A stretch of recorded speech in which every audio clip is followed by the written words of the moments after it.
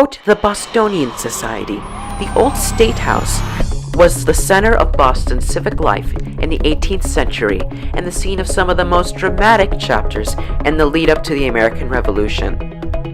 Some of the most famous faces that debated here about the future of the British influence on the American colonies were the likes of Samuel Adams, James Otis, John Hancock, and John Adams.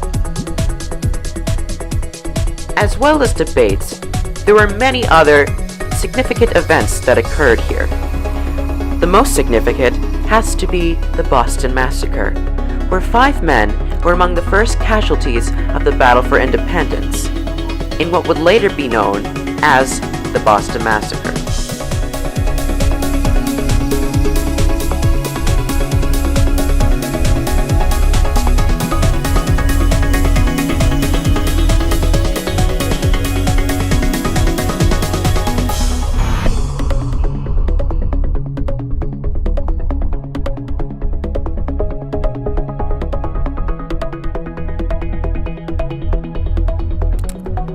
The Declaration of Independence was also proclaimed from the balcony to the citizens of Boston in 1776.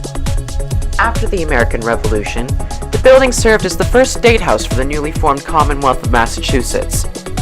It was then used for a variety of different things in the 19th century, such as a shopping arcade, a city hall, a post office, offices, and merchants' exchange, which would then be transferred to Quincy Hall, which is the Faneuil Hall.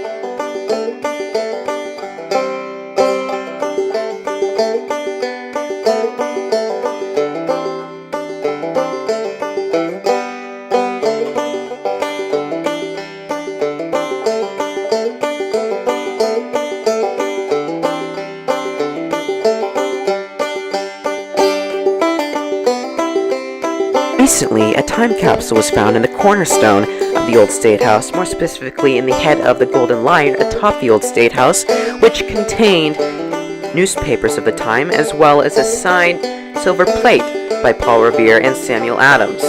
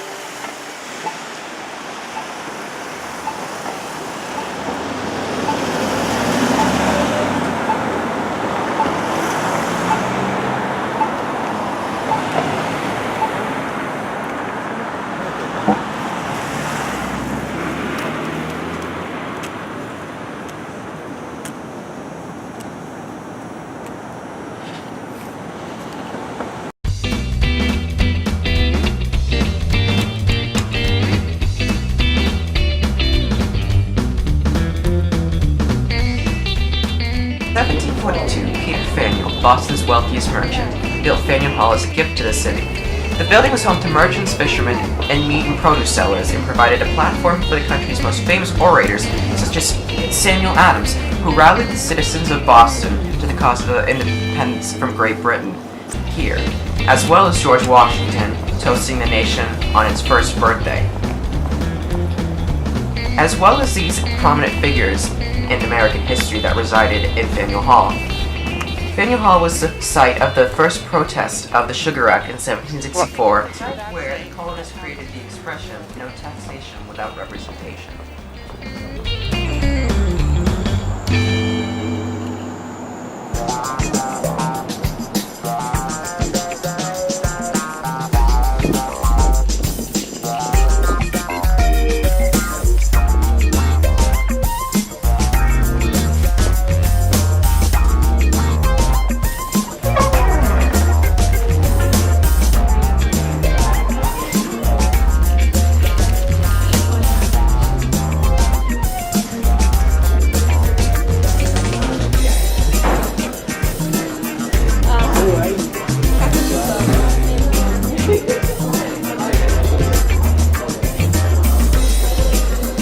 behind the building, in the 1800s, Quincy Market was added.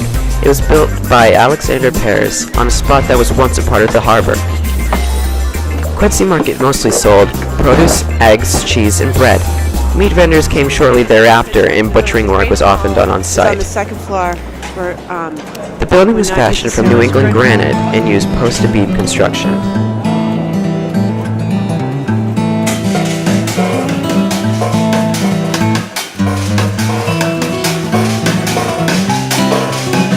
Quincy Market was the first major project initiated after Boston became a city. It established the city as able to structure its own development, and the mayor's office as a position for coordinating city planning and development. just take a picture of, you're not supposed to take pictures of people. You can just take a picture of all a long view. If you want to go out to the very end and see if you should take something over there, then we can come back and somebody and meet Dad, okay? Jeff, you can't film, you can't. Yes, you can. People do it all the time.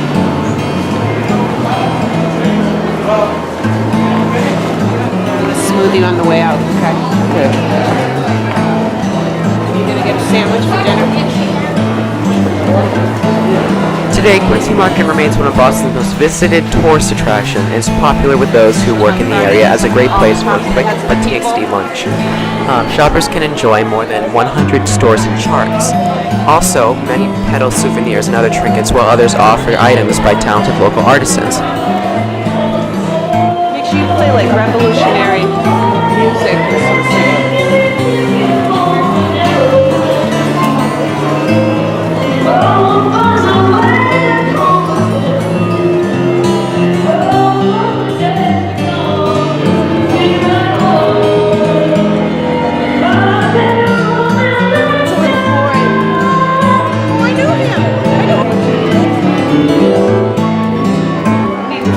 Ellen show. It's probably 42. It's much better than to be doing that here. You should already have an agent and you should already be doing something spectacular.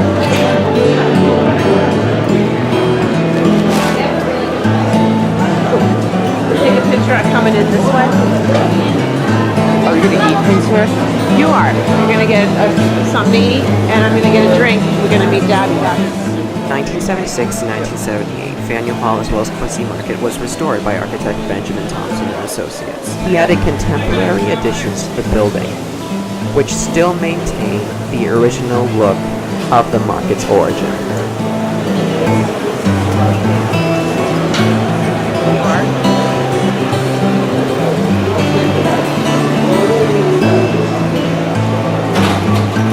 You can take pictures of everything out here.